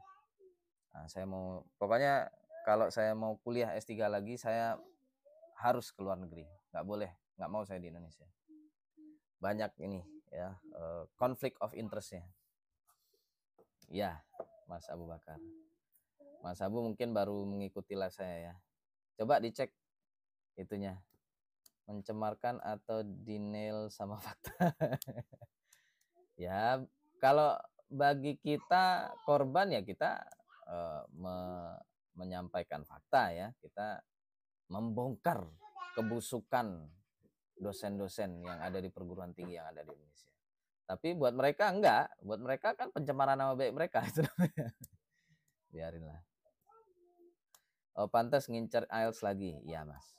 Saya kalau enggak, saya sebenarnya males IELTS itu. Saya males ya. Karena IELTS itu adalah alat penjajahan, alat kolonialisme. Buat saya IELTS, TOEFL itu adalah penjajahan. Ya. Tapi ya gimana lah. Karena Indonesia yang saya cinta ini ternyata tidak mencintai saya. Saya merasa dikhianati oleh Indonesia. Bukan Indonesia sih, ya orang-orang Indonesia ya, orang-orang oknum-oknumnya. Ya, gitu Mas. Ya, jadi terpaksa karena kampus-kampus di luar negeri masih menyaratkan IELTS. Jadi saya mau nggak mau harus latihan IELTS lagi, tes IELTS lagi, sesuatu yang sangat saya benci. Saya lebih suka membahas riset sebenarnya, penelitian dan apa ya, daripada mereka itu menguji bahasa saya, mending menguji logika saya, kepintaran saya. Saya lebih suka gitu loh. Ya enggak? Saya dulu itu paling apa ya, sering banget kalau nulis dalam bahasa Inggris atau status dalam bahasa Inggris di Facebook itu ada aja teman saya itu yang grammatically concerned ya, grammatically apa itu namanya. Pokoknya kalau grammar saya salah pasti komen dia. Ini kurang itu. Kamu itu ya padahal bidang keilmuannya pendidikan bahasa Inggris tapi grammarnya nulis aja nggak bener, grammarnya salah semua. Tapi itulah ya, saya biarinlah. Bahasa itu gimana ya? Bahasa itu memang penting. Tapi di balik bahasa lah yang lebih penting. Apa itu? Ide, ya enggak? Ide, ilmu. Terus cobalah kalian kalau pernah ke luar negeri. Saya alhamdulillah pernah ke Amerika, pernah ke Australia belum. Pernah ke Belanda, pernah ke mana lagi? Singapura pernah, Malaysia apalagi bolak-balik. Terus ke Jepang gitu ya. Orang sana kalau ketemu kita ya, ini Amerika aja lah, Amerika, saya ketemu orang-orang Amerika itu. Ucapan kita salah itu nggak masalah buat mereka. Meskipun mereka kadang kita ngomongnya nggak jelas itu, come again, can you say it again gitu. Dan itu nggak masalah, itu biasa aja dalam komunikasi. Yang terpenting dalam komunikasi adalah idenya tersampaikan, ya maknanya tersampaikan. Makanya saya benci ada tes-tes bahasa itu. Kayak ini Pak Prabowo ya kemarin ketemu sama presiden Cina itu ngapain pakai bahasa Inggris? Mereka ini orang Cina itu yang betul-betul Cina ya, nasionalismenya sangat tinggi. Ini ya, kalau kalian mau tahu bangsa-bangsa yang nasionalismenya sangat tinggi itu pertama Cina, terus yang kedua Prancis. Orang Prancis itu nasionalismenya sangat tinggi sekali. Kalian kalau ke Prancis, jangan harap ada orang Prancis yang mau diajak ngomong bahasa Inggris. Nggak mau mereka. Jarang sekali orang Prancis ada yang mau diajak ngomong bahasa Inggris. Gitu. Itu sejarahnya panjang juga ya. Orang Prancis memang sangat membenci Inggris ya. Dulu Prancis pernah dijajah oleh Inggris. Gitu. Terus mana lagi? Rusia. Orang Rusia itu nasionalismenya juga sangat tinggi. Mereka coba lihat aja, Vladimir Putin itu di forum apapun internasional pernah nggak dia ngomong bahasa Inggris? Sekalipun nggak pernah. Meskipun saya yakin mereka ini ya, si Xi Jinping dan juga Vladimir Putin itu paham bahasa Inggris, bisa ngomong bahasa Inggris, tapi nggak mau. Nah gitu, makanya saya agak gimana ya, nggak usah lah, kecuali di forum yang semua negara ada gitu ya, kayak dulu Pak Jokowi itu pernah di acara mana di Bali itu, nah itu boleh lah pakai bahasa Inggris, itu pun mending pakai bahasa Indonesia aja. Ini kan mereka datang ke Indonesia, ke negara kita ya, dan harusnya mereka mendengarkan bahasa Indonesia, bahasa kita, itu betul. Tapi kalau ke PBB nanti ya, atau kemana ya, acara-acara internasional lain lah yang memang negaranya ada banyak, pemimpin negaranya macam-macam gitu, boleh pakai bahasa Inggris. Tapi ini enggak, ini bilateral, hubungan bilateral antara Cina dengan Indonesia. Mereka Pak Prabowo ini, kalau Pak Prabowo nonton ya, ngomongnya pakai bahasa Inggris. Nanti si interpreternya harus memahami bahasa Inggris Pak Prabowo, dan habis itu diterjemahkan ke dalam bahasa Cina. Daripada itu kan double ya. Mending cari interpreter yang dari orang Indonesia asli. Orang Indonesia ini kan banyak yang pintar bahasa Mandarin, ya enggak? Kan banyak itu keturunan Tionghoa itu yang pintar bahasa Mandarin. Atau yang bukan keturunan Tionghoa pun pintar dia Mandarinnya. Nah itu yang dijadikan interpreter. Itu menurut saya ya. Kalau kalian nggak setuju mah silakan.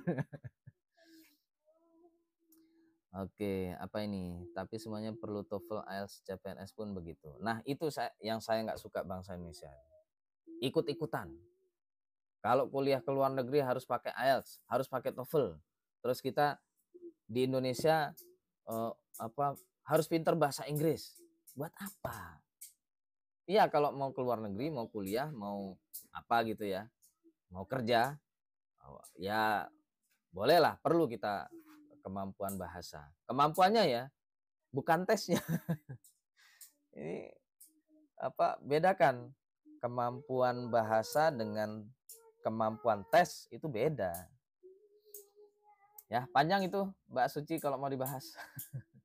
Intinya saya penolak ya, penolak itu apa ya istilahnya? Saya ya penolak IELTS, penolak TOEFL. Kayak siapa? Saya ini kalau sepak bola suka dengan Muhammad Salah ya. Muhammad Salah itu memang kebetulan dia pintar bahasa Inggris ya. Tapi untuk menjadi pemain sepak bola dunia, pernah nggak Muhammad Salah ditanyain, nilai IELTS kamu berapa ya Muhammad Salah? Apalagi ini siapa itu? Yang dari Argentina itu. Kalau Ronaldo pintar bahasa Inggris ya, karena dia dari Spanyol ya. Orang-orang Eropa itu kan bahasa keduanya bahasa Inggris. Eropa itu ya Spanyol, siapa lagi? Kecuali Prancis. Prancis memang benci banget dengan bahasa Inggris. Jerman, Belanda itu bahasa keduanya bahasa Inggris. Tapi Argentina kan jauh banget ya. Dengan Inggris, dengan Amerika pun, Amerika Serikat ya, lumayan jauh juga itu.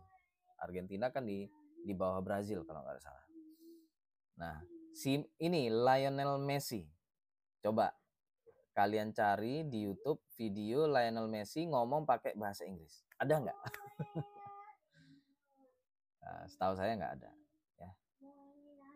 Abu Bakar untuk sekarang nggak semua, tapi kayaknya suatu saat bakal disamaratakan. Kalau saya jadi presiden, saya hapus itu TOEFL sama IELTS itu. Kecuali buat Anda yang mau kuliah ke negara-negara berbahasa Inggris ya. Tapi alasan kita harus bisa bahasa Inggris biar kita bisa beradaptasi dengan orang luar. Apa benar, Mas? Aduh, kok kita sih yang harus beradaptasi? Kenapa kok orang Indonesia yang harus beradaptasi? Harus orang Indonesia yang harus mengalah dengan orang asing? Coba pertanyaan saya itu coba dijawab. Kenapa? Kenapa kok harus kita yang pintar bahasa mereka? Kenapa bukan mereka yang harus pintar bahasa kita ketika berkomunikasi? Coba itu ditanya. Apa kok ditanya? Dijawab. Nah, itu silakan dijawab dulu baru nanti. Websitenya berbayar apa free Pak Firky? Berbayar Mas Renegades ya, berbayar, nggak bisa ini. Terus ini penetapan bahasa Inggris sebagai internasional PBB ya, pantas aja mau. Padahal PBB pun bahasa internasionalnya nggak cuma bahasa Inggris ya, bahasa Cina. Coba bayangkan ya, bahasa Cina dianggap bahasa internasional PBB. Bahasa Indonesia dianggap bahasa UNESCO ya, belum ke PBB-nya, belum ke utamanya. Penutur bahasa Indonesia banyak loh. Termasuk Malaysia, orang Malaysia itu kan serumpun sama kita. Nggak tahu lah, sampai detik ini kita masih eker-ekeran ya dengan orang Malaysia. Seharusnya ada namanya konsensus antara kita, orang Indonesia dengan orang Malaysia. Konsensus apa? Konsensus bahasa. Nggak, gimana ya konsensus bahasa itu maksudnya penyanyi-penyanyi Malaysia pun juga menggunakan apa ya? Kalau saya dengar itu ke apa ya? Aksennya aksen bahasa Indonesia, ya nggak? Kayak siapa itu?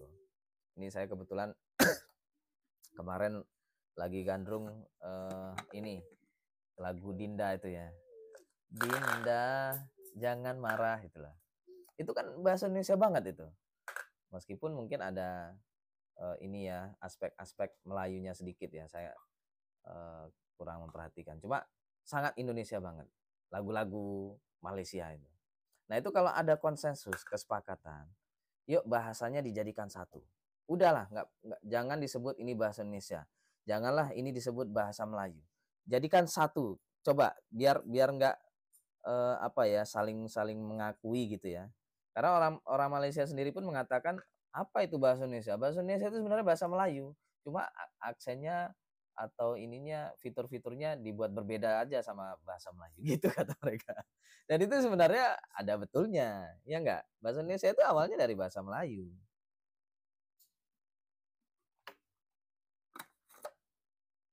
Itu kalau Malaysia dengan Indonesia bergabung, wah itu udah bisa menjadi bahasa internasional itu bahasa.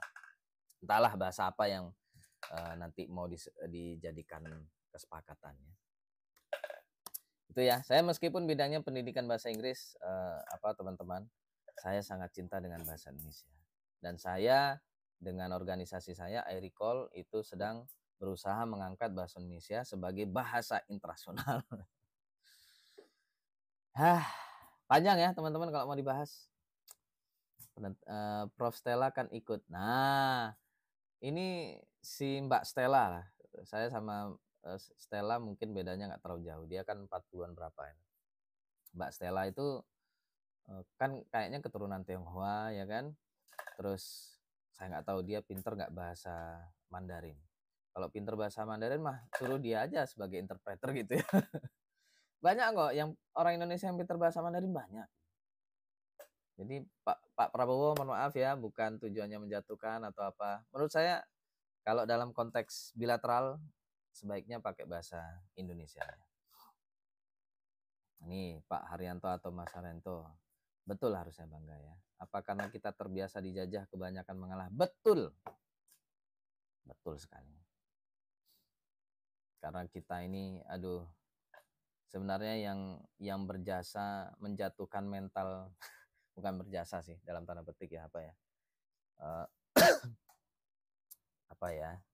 yang menyebabkan kita mental bangsa Indonesia ini jatuh dan begitu dalam itu adalah Soeharto.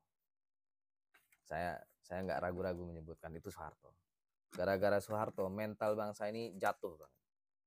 Coba kalau zaman Soekarno, kita kan, wah kita adalah pemimpin gerakan non-blok. Non-blok itu terdiri dari banyak negara Asia dan Afrika. Pemimpinnya loh kita itu. Zaman Soeharto, semuanya kita dijual. SDA, sumber daya alam kita dijual ke Amerika lah, itu Freeport ya kan. Terus air dijual ke Prancis, adanya apa itu Aqua itu kan dijual ke Prancis. Terus apa lagi? Itu aduh, saya seandainya bisa melihat alam barzah ya, saya mau lihat itu Soeharto itu siksaannya seperti apa. Hah? Oh ya ini. Gitu teman-teman. Seru nih kalau bahas sejarah. Tapi kalau bahas sejarah dengan saya, ya sejarahnya kayak gini ya. Dalam apa dari perspektif saya, dari perspektif apa seorang yang kritis ya. Memperkaya diri sendiri. Oh iya banget. Soeharto aja dari namanya itu udah jelas ya. Su itu apa? Saya nggak tahu. Su itu apa? Cuma Harto itu kan jelas. Harto, harta. Jadi kalau dibilang ada guyonan gini. Kalau Pak Karno itu gila perempuan, kalau Pak Harto itu gila harta. Kalau Gus Dur itu orang gila. Itu Gus Dur yang buat ini.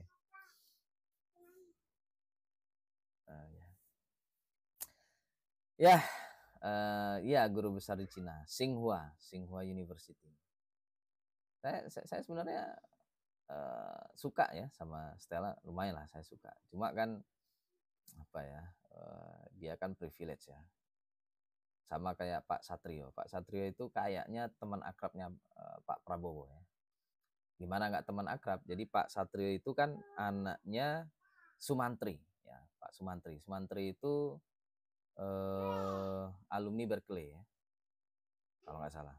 Pokoknya Amerika gitulah. Pak Satrio itu alumni juga, alumni Berkeley Amerika Serikat. Nah, Pak Sumantri itu mantan menteri di masa Pak Soeharto.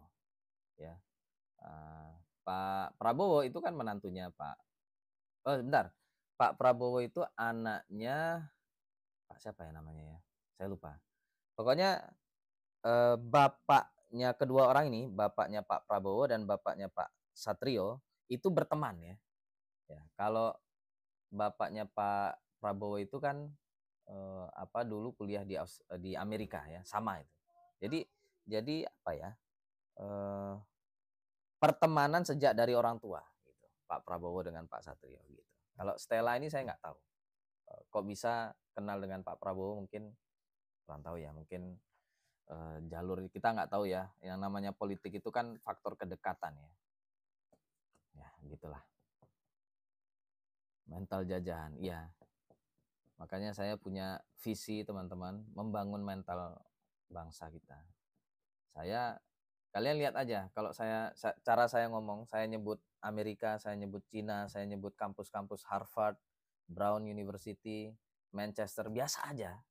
Nggak ada hebat-hebatnya. Sama aja. Sama-sama manusia. Cuma selera makannya aja yang berbeda. Mereka suka makan keju, roti, kita suka nasi. Udah. Banyak harta, harto, tahto, itu. Ini Sumitro ya.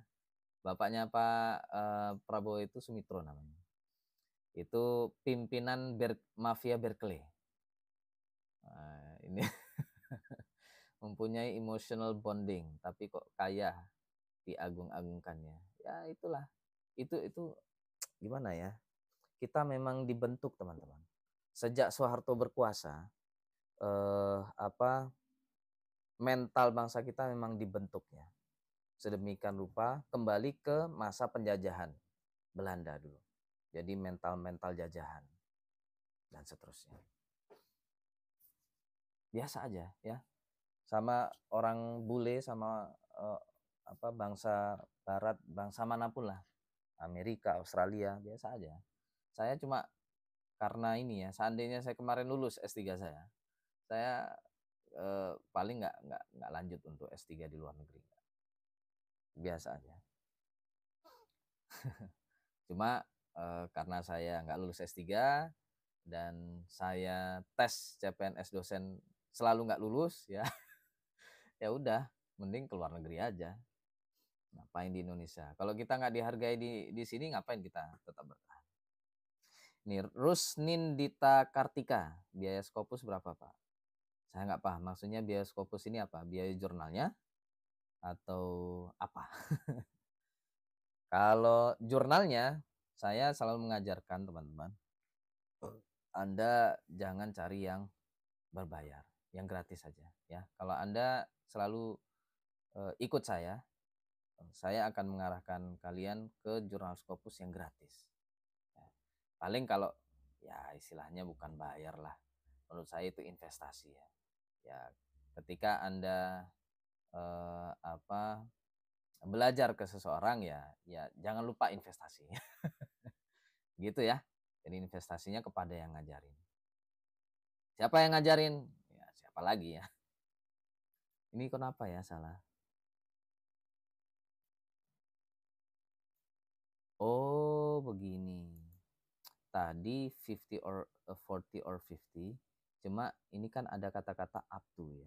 Kalau up to itu berarti satu aja, harusnya 50. Oke, nggak apa-apa. Ini salah satu. New Zealand betul ya. Ini saya kelewatan tadi. Ini a boiling reservoir. Reservoir ini sulit ini. Kita nggak terbiasa dengan kata-kata reservoir. Boilingnya saya kedengaran, tapi reservoirnya nggak kedengaran. Oh ini betul, 650.000. Ya, pakai koma boleh, nggak pakai koma boleh. Climate betul. Ini betul, di eruption betul. Oh ini salah, crisis management. Ini juga salah. Oke. Tadi saya salahnya berapa? Lupa saya, 19 ya. Oke, cukup ya untuk hari ini teman-teman.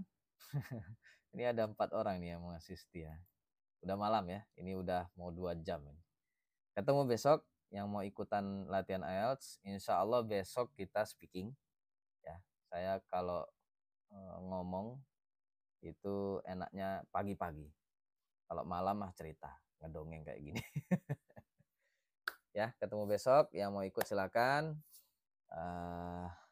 Insya Allah besok Selasa sampai Jumat itu normal. Paginya jam 9 ya untuk latihan IELTS. Terus malamnya juga jam 7 ya untuk latihan IELTS. Sampai ketemu lagi dan saya akhirnya assalamualaikum warahmatullahi wabarakatuh. Tetap semangat.